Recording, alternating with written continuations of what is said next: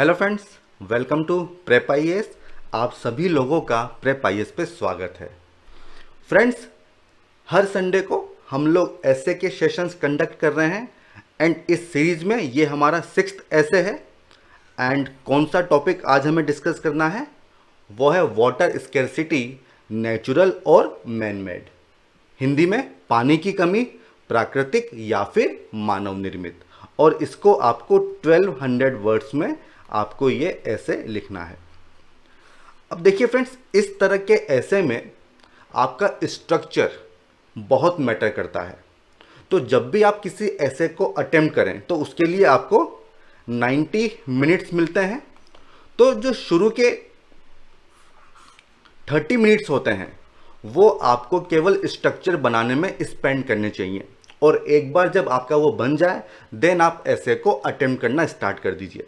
ठीक है, आपकी कोशिश होनी चाहिए कि आपका स्ट्रक्चर अच्छा हो, उसमें काफ़ी सारी डायमेंशंस हो, पूरा होलिस्टिक कवरेज होना चाहिए। और इस तरह के ऐसे में अगर आप examples, facts and case study नहीं डालेंगे तो मज़ा नहीं आएगा। तो वो सब आपको डालने की कोशिश करनी होगी।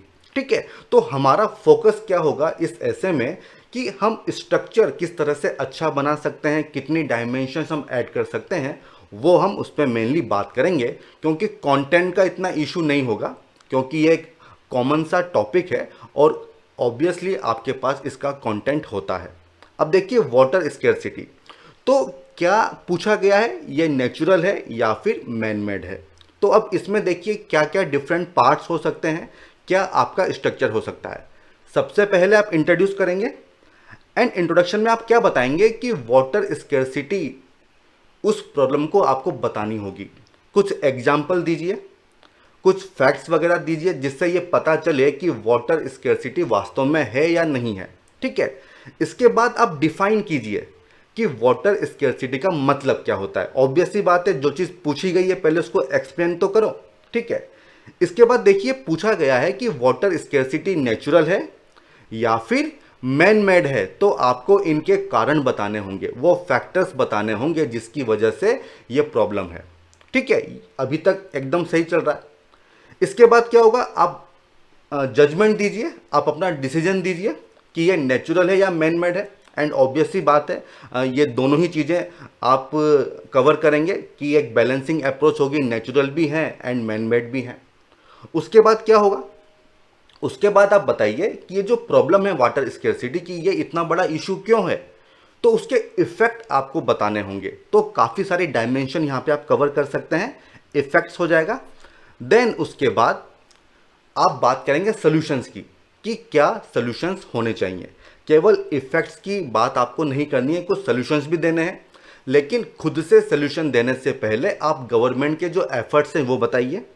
देन हिस्ट्री से हमने क्या सीखा है, क्योंकि इस तरह के टॉपिक्स में हिस्टोरिकल लेसन्स काफ़ी इंपॉर्टेंट होते हैं। हमारे यहाँ काफ़ी ट्रेडिशनल स्ट्रक्चर हमने यूज़ किए हैं, तो उसको आप यहाँ पे मेंशन कर सकते हो, बहुत ही अच्छा एक इम्पैक्ट होगा। देन आप केस स्टडी बता सकते हो। हमारे पास काफ़ी सारे एग्जाम्पल्स हैं जहाँ पे इंडिविजुअल लेवल पे, विलेज लेवल पे एंड कंट्री के लेवल पे कंजर्वेशन एफर्ट्स किए गए हैं एंड उनका काफ़ी पॉजिटिव रिजल्ट हमको देखने को मिला है। तो वो आप यहाँ पे मेंशन कीजिए। देन सॉल्यूशंस दे दीजिए अपनी तरफ से कि क्या एडिशनल हमको करना चाहिए एंड सबसे एंड में आपको कंक्लूड करना होगा। ठीक है, तो ये इतनी सारी डायमेंशन है जो आप यहाँ पे ऐड कर सकते हो। अब देखिए कुछ लोग यहाँ पे ग्लोबल डायमेंशन को भी ऐड कर सकते हैं, कोई इशू नहीं है। ठीक है, वो भी आप कर सकते हो। तो ये डिफरेंट डायमेंशन है जो आपके ऐसे में होनी चाहिए। अब वन बाय वन इनको हम ब्रीफली देख लेते हैं एंड सबसे एंड में एक लर्नर की आंसर शीट भी हम लोग चेक करेंगे। ठीक है, तो चलिए शुरुआत करते हैं। इंट्रोडक्शन, देखिए इंट्रोडक्शन आप काफ़ी तरीके से कर सकते हैं। आप चाहें तो कोटेशन, अगर आपको याद है तो उससे शुरुआत कर सकते हैं। दो कोटेशन मैंने आपके सामने रखे हैं। एक थॉमस फुलर का है, we never know the worth of water till the well is dry, ये भी एक अच्छा कोटेशन है। या फिर राजेंद्र सिंह, जिसको वाटर मैन ऑफ इंडिया कहा जाता है, ये बहुत ही इंपॉर्टेंट पर्सनैलिटी है इस पर्सपेक्टिव में, तो इनको आपको पढ़ना चाहिए। इन्होंने क्या कोट किया था, the third world war is at our gate and it will be about water. If we don't do something about this crisis. तो इसमें जो पूरी कहानी है इस कोटेशन में साफ साफ मेंशन की गई है। तो ये बहुत इंपॉर्टेंट कोटेशन है, आप चाहें तो इसको याद कर लीजिए, आपके लिए काफ़ी बेनिफिशियल रहेगा। अदरवाइज देखिए, नीति आयोग का एक कंपोजिट वाटर मैनेजमेंट इंडेक्स था 2018 का, ये बहुत इंपॉर्टेंट है। इसमें 4 या 5 डाटा है, इसको आप याद कर लीजिए और इससे भी आप काफ़ी अच्छे से शुरुआत कर सकते हैं। जैसे कि 600 मिलियन पीपल इंडिया में high to extreme water stress को फेस करते हैं, ठीक है। और क्या बताया गया है, देखिए वाटर की जब आप बात करते हैं तो आपका फोकस केवल क्वांटिटी पे नहीं होना चाहिए, आपका फोकस क्वालिटी पे भी होना चाहिए, ठीक है। अक्सर क्या होता है, हम केवल क्वांटिटी की बात करते हैं, ठीक है। तो ये दोनों ही डायमेंशन आप ऐड करो, आप बता दीजिए कि 70% जो इंडिया का वाटर है वो कॉन्टामिनेटेड है। और ये रिपोर्ट क्या बोलती है कि हर साल लगभग 2 लाख जो डेथ हैं वो इसी वजह से होती है, वाटर की क्वालिटी की वजह से। और क्या बताया गया है कि बाय 2020 21 इंडियन सिटीज जो हैं उनमें ग्राउंड वाटर नहीं रहेगा और 2050 तक इस वजह से लगभग जीडीपी में 6% का लॉस होगा। तो मल्टी डायमेंशनल ये इंडेक्स है जिसमें हर डायमेंशन को कवर किया गया है। तो इससे क्या होगा ना कि आप शुरुआत में बता दोगे कि वाटर की इशू है और उसका क्या इफेक्ट होता है। देन आप यहाँ पे वाटर क्वालिटी इंडेक्स की बात कर सकते हो, उसमें इंडिया की रैंक क्या है 120, ठीक है। तो हमने क्वांटिटी एंड क्वालिटी दोनों ही डायमेंशन यहाँ पे बता दी है। अब मान लो आपको ये भी ना पता हो, आपको इसका आइडिया नहीं है, तो क्या करें, तो आप कोई एनेक्डोट कोई स्टोरी बता सकते हैं। आप चेन्नई क्राइसिस का एग्जाम्पल दे सकते हो। चेन्नई में हुआ क्या था, 2015 में वहाँ पे फ्लड आई थी और फिर उसके 4 साल बाद 2019 में वहाँ पे वाटर स्केर्सिटी की कंडीशन हमको देखने को मिली थी। तो ये भी एक काफ़ी अच्छा इंट्रोडक्शन होगा, ठीक है। आप दोनों ही चीज़ें यहाँ पे बता सकते हैं, 2015 एंड 2019, और इन तीनों में से किसी भी तरह से आप इंट्रोड्यूस कर सकते हैं, ठीक है। तो आपने बता दिया कि वाटर स्केर्सिटी एक इशू है। अब उसके बाद आप डिफाइन कीजिए कि वाटर स्केर्सिटी क्या होती है। It is the lack of sufficient available water resources to meet the demand of water usages within a region. आप यहाँ पे डाटा बता सकते हैं कि अगर water availability per person per year 1700 cubic meter से कम है तो उसको हम वाटर स्ट्रेस की कंडीशन कहते हैं। तो ये फैक्ट आपको यहाँ पे बताना होगा, ठीक है। तो ये हो गया व्हाट इज वाटर स्केर्सिटी। अब आप यहाँ पे इंडिया का फैक्ट बता दीजिए। जब हम इंडिपेंडेंस की बात करते हैं तब हमारे यहाँ पे 5000 cubic meter per capita water available था, लेकिन आज की डेट में ये केवल 1545 क्यूबिक मीटर ही है एंड विद टाइम इसमें और कमी हमको देखने को मिलेगी। तो ये चीज़ आपको यहाँ पे मेंशन करनी पड़ेगी। तो हमने बता दिया कि इंडिया में वाटर स्केर्सिटी की प्रॉब्लम है। अब जो बाकी की डायमेंशन है, जैसे कि क्या ये प्रॉब्लम नेचुरल है, तो वो फैक्टर आप बताइए क्या फैक्टर्स हो सकते हैं। जैसे कि लोकेशन फैक्टर्स, जो डेजर्ट्स हैं जैसे कि सहारा, थार, वहाँ पे रेनफॉल ही नहीं होता है, बहुत कम होता है, तो ये एक नेचुरल फैक्टर है। क्लाइमेटिक फैक्टर्स जैसे कि मॉनसून पे हम लोग डिपेंड करते हैं एंड उसका पैटर्न में काफ़ी वेरिएशन हमको देखने को मिलता है, वो एक सेकंड फैक्टर हो जाएगा। देन पॉपुलेशन काफ़ी बढ़ रही है एंड पॉपुलेशन बढ़ने की वजह से डिमांड सप्लाई मिसमैच हो रहा है, तो ये हो जाएंगे natural factors. Then man made factors, ये काफ़ी सारे हैं, काफ़ी सारी डायमेंशन आप यहाँ पे ऐड कर सकते हो। Number 1 unsustainable agriculture. देखिए एग्रीकल्चर में वाटर इंटेंसिव क्रॉप्स हम लोग यूज़ कर रहे हैं, इरिगेशन की फॉल्टी टेक्निक्स हम लोग यूज़ कर रहे हैं, ठीक है। ग्राउंड वाटर का मैक्सिमम यूज़ एग्रीकल्चर में ही होता है, ठीक है। ग्राउंड वाटर कॉन्टामिनेटेड है क्योंकि फर्टिलाइजर का हम ओवर यूज़ कर रहे हैं। तो ये सब चीज़ें आपको यहाँ पे लिखनी होगी अनसस्टेनेबल एग्रीकल्चर में। देन वाटर यूज एफिशिएंसी काफ़ी कम है हमारे यहाँ इरिगेशन में, वाटर का वेस्टेज काफ़ी ज़्यादा होता है। इवन जो वाटर की सप्लाई है पाइप के थ्रू उसमें लीकेज वगैरह होते हैं, मेंटेनेंस नहीं होता है पाइप लाइन का, ठीक है। डैम्स जहाँ पे वाटर को स्टोरेज किया जाता है वहाँ पे सिल्टिंग की प्रॉब्लम होती है, वो सब आप लिख सकते हैं। देन इंक्रोचमेंट, डिफोरेस्टेशन, तो काफ़ी सारे इश्यूज हैं जिसकी वजह से वाटर स्केर्सिटी एक मैन मेड प्रॉब्लम है। देन आता है climate change, and climate change किसकी वजह से हो रहा है?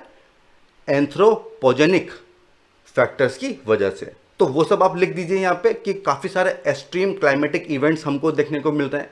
अभी केपटाउन काफ़ी न्यूज़ में था, वहाँ पे 0 डे मनाया गया था, एल नीनो, इन सबको आप लिख सकते हैं। ठीक है, तो ये तमाम फैक्टर्स हैं जो आप यहाँ पे मेंशन कर सकते हैं क्लाइमेट चेंज। इसके बाद आपको जजमेंट देना होगा कि भाई ये नेचुरल है या मैन मेड है। तो हमने दोनों फैक्टर बता दिए, तो आप कह सकते हैं कि both natural factors and man made factors they are responsible for water scarcity. ठीक है, नेचुरल फैक्टर क्यों? क्योंकि वाटर सफिशिएंट अवेलेबल है लेकिन उसका अनइवन डिस्ट्रीब्यूशन है, जिसकी वजह से वाटर स्केर्सिटी की सिचुएशन होती है। अब देखिए, नेचुरल फैक्टर्स हम ज़्यादा कंट्रोल नहीं कर सकते हैं, लेकिन जो मैन मेड फैक्टर्स हैं उनको हम कंट्रोल कर सकते हैं। तो उसके इफेक्ट एंड सॉल्यूशंस आप बता दीजिए, तो वो हमारा नेक्स्ट पार्ट होगा। ठीक है, इस वाटर स्केर्सिटी के क्या इफेक्ट होते हैं? देखिए, वर्ल्ड इकोनॉमिक फोरम की रिपोर्ट है कि जो वाटर क्राइसिस है वो 3rd most important global risk है। तो इसको आप मेंशन कर सकते हैं। इससे क्या होता है? एक तो देखिए, माइग्रेशन बढ़ेगा, फोर्स्ड माइग्रेशन, और उससे क्या होगा? डोमेस्टिक एंड रीजनल कॉन्फ्लिक्ट्स वगैरह हो सकते हैं। आप India, China, India, Bangladesh, India, Nepal, इसका एग्जाम्पल दे सकते हैं। देन इसका इफेक्ट किस पे होगा? डिस्प्लेसमेंट पे होगा। सैनिटेशन इनएडिकेट होगा तो उससे डिजीज़ वगैरह होंगी। इकोनॉमिक लॉस होगा, हम ऑलरेडी बता चुके हैं कि 6% जीडीपी का लॉस होगा। फूड इनसिक्योरिटी होगी, क्योंकि देखिए राइस, वीट, अगर इन सबको वाटर नहीं मिलेगा तो डेफिनेटली फूड इनसिक्योरिटी होगी। ठीक है, एनर्जी प्रोडक्शन, जो हमारे पावर प्लांट्स हैं वो वाटर पे डिपेंड करते हैं, तो एनर्जी पे इफेक्ट होगा। एनवायरनमेंट, लॉस ऑफ बायोडाइवर्सिटी होगी, डेजर्टिफिकेशन वगैरह होगा। तो ये सब इफेक्ट्स आपको यहाँ पे डालने होंगे। आप चाहें तो यहाँ पे पेस्टल एनालिसिस को यूज़ कर सकते हैं, डिफरेंट डायमेंशन आप यहाँ पे बता सकते हैं। ठीक है, इसके बाद आप बताइए कि इस सिचुएशन को टैकल करने के लिए गवर्नमेंट क्या कर रही है। तो जितने भी करंट अफेयर्स आपने पढ़े हैं वो सब स्कीम्स आप यहाँ पे यूज़ कर सकते हैं, जैसे कि सेंट्रल लेवल पे जल शक्ति अभियान, जहाँ पे वाटर कंजर्वेशन को प्रमोट किया जा रहा है। अटल भूजल योजना, यहाँ पे ग्राउंड वाटर की बात हो रही है। देन इंटरलिंकिंग ऑफ रिवर्स की आप बात कर सकते हैं, और काफ़ी सारे स्टेट की स्कीम्स भी हैं, जैसे कि राजस्थान में मुख्यमंत्री जल स्वावलंबन अभियान, इसमें भी वाटर कंजर्वेशन को प्रमोट किया जा रहा है। जलयुक्त शिवार अभियान, ये कहाँ का है? महाराष्ट्र का। तो ये सब चीज़ें आपको यहाँ पे लिखनी होगी। अब देखिए, गवर्नमेंट के एफर्ट्स तो आपने बता दिए, लेकिन वो सफिशिएंट नहीं है। ठीक है, तो आपको अपने से भी कुछ मेजर्स बताने होंगे। आप यहाँ पे हिस्टोरिकल फैक्टर्स की बात कर सकते हैं, जैसे कि जो इंडस वैली सिविलाइजेशन है उन लोगों का काफ़ी अच्छा मैनेजमेंट था, कैनाल सिस्टम था, वाटर स्टोरेज टैंक्स वगैरह होते थे।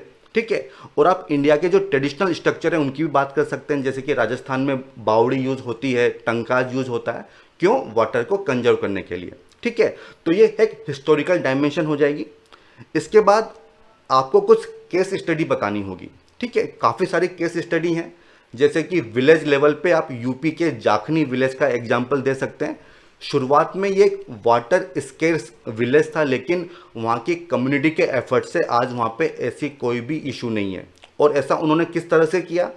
काफ़ी सारे फार्म पॉन्ड्स बनाए, जो वहाँ की वाटर बॉडीज़ थी उनको रीस्टोर किया, रिजुविनेट किया। ठीक है, फार्म बर्न्स वगैरह बनाई, ट्री को प्लांट किया गया। तो इस तरह के एफर्ट्स की वजह से ये जो जाखनी विलेज है ये पूरा का पूरा ट्रांसफॉर्म हो गया।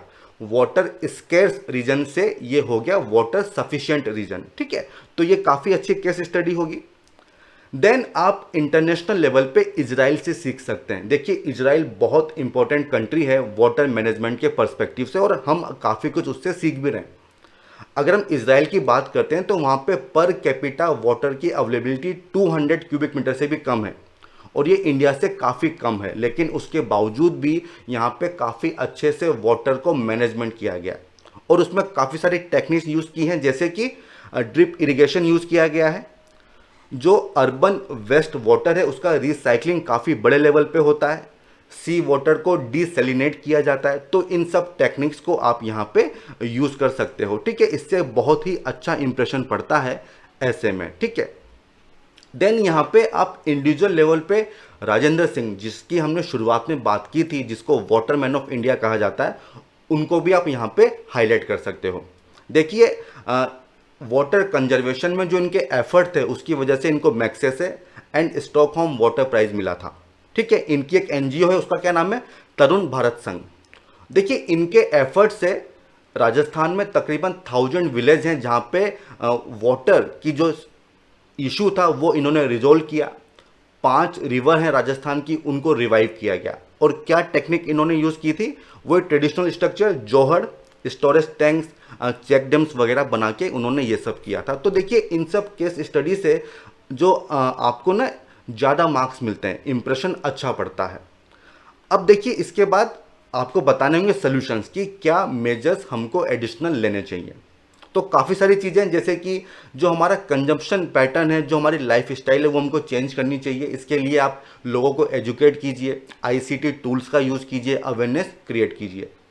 वाटर कंजर्वेशन पे हमको फोकस करना चाहिए, ट्रेडिशनल एंड न्यू। आप इजराइल से काफ़ी कुछ सीख सकते हैं। जो सरफेस रन ऑफ है उसको हमको स्टोर करना होगा, वो चीज़ आप लिख सकते हो। वेस्ट वाटर को रिसाइकिल करना होगा। इरिगेशन, वहाँ पे भी काफ़ी लॉस होता है वाटर का, ठीक है। तो आप माइक्रो इरिगेशन टेक्निक का यूज़ करो, जैसे कि ड्रिप एंड स्प्रिंकल इरिगेशन हो गया, क्रॉप डाइवर्सिफिकेशन हो गया। जो रीजन्स हैं उनके हिसाब से ही आपको क्रॉप कल्टीवेट करनी चाहिए। जो एग्रो क्लाइमेटिक जोनेशन है उसके हिसाब से ही आप क्रॉप को कल्टीवेट कीजिए, ठीक है। तो उससे भी फ़ायदा होगा। आप एग्रीकल्चर में ऑर्गेनिक फार्मिंग को प्रमोट कर सकते हैं। वाटर की प्राइसिंग कर सकते हैं। इसका एग्जांपल क्या है, मराठवाड़ा, वहाँ पे वाटर एटीएम का कल्चर है, ठीक है। वाटर शेड मैनेजमेंट की आप बात कर सकते हैं। कम्युनिटी बेस्ड गवर्नेंस की आप बात कर सकते हैं कि लोगों का इन्वॉल्वमेंट काफ़ी ज़रूरी है। यहाँ पे आप हिवड़े बाज़ार, और मैं आपको कहूँगा कि आप एक बार इसको सर्च करना, महाराष्ट्र में है ये हिवड़े बाज़ार। तो ये एक बहुत ही इंपॉर्टेंट एग्जांपल है कम्युनिटी बेस्ड गवर्नेंस का, ठीक है। तो काफ़ी सारी चीज़ें हैं जो आप मेजर्स में दे सकते हैं, जैसे कि क्लाइमेट चेंज मिटिगेशन हो गया, पॉपुलेशन ग्रोथ कंट्रोल मेजर्स हो गए। तो ये सब आपको यहाँ पे लिखना होगा। देखिए इनको मैं डिस्कस नहीं कर रहा हूँ क्योंकि ये सब ऑलरेडी आपको पता है। मैं केवल आपको कंटेंट ब्रीफ में दे रहा हूँ ताकि अगर किसी के पास कंटेंट का इशू हो तो वो इससे अपना ऐसे प्रिपेयर कर सकता है, ठीक है। तो ये हो गया मेजर्स। अब लास्ट में आपको कंक्लूड करना होगा। देखिए किस तरह से कंक्लूड करोगे, आप यहाँ पे फिर से राजेंद्र सिंह की बात कर सकते हैं कि जब एक राजेंद्र सिंह इतना कुछ कर सकते हैं तो बाकी लोग क्यों नहीं कर सकते हैं। तो क्या चीज़ रिक्वायर्ड है, will, cooperation, coordination between different stake holders. And वो कौन कौन है, government, NGO, civil society organisation and citizens. और आप यहाँ पे गांधी जी का कोट भी यूज कर सकते हो कि we should always remember that the difference between what we do and what we are capable of doing would suffice to solve most of the world's problem.